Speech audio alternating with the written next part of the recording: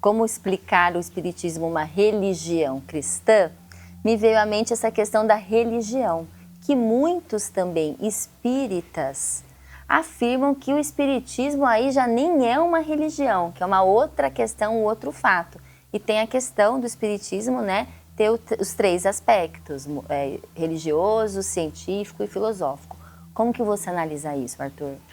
Essa é uma pergunta muito pertinente ou muito presente dentro do movimento espírita, mesmo fora dele, quando outros vão analisar o espiritismo. E a resposta que a gente costuma dar é: depende. Depende daquilo que se considera religião. O próprio Kardec tem um artigo na Revista Espírita de dezembro de 1868, ou seja, não muito antes da sua desencarnação. O título do artigo é: o Espiritismo é uma religião? Interrogação. Então ele mesmo escreve um artigo com essa indagação, como a dizer que era uma indagação já presente naqueles tempos e ainda hoje. Então ele vai responder mais ou menos isso: depende. Se nós considerarmos por religião a ideia de algo mais institucionalizado, em que a gente tem uma liturgia, em que a gente tem um culto propriamente, em que a gente tem uma hierarquia eclesiástica, cargos específicos, sacerdotais, etc., nesses termos o espiritismo não seria uma religião. Aí ele está mais próximo, de fato, de uma doutrina filosófica de consequências morais.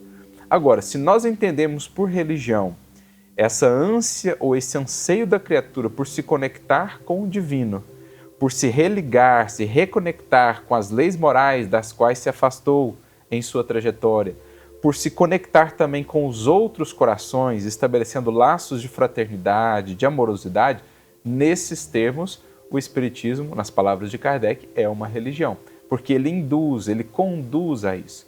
E aí a gente entende então melhor esse tríplice aspecto da doutrina espírita, que está relacionado com a própria estruturação do Espiritismo e as suas consequências. Então, como a gente viu no primeiro bloco, o Espiritismo ele começa a partir de observações, de fenômenos que se apresentaram, a princípio incompreendidos, uma vez estudados, observados, foi se estabelecendo ali ou se deduzindo consequências desses fenômenos. Então, o Espiritismo começa como uma ciência de observação, uma ciência experimental por meio da mediunidade.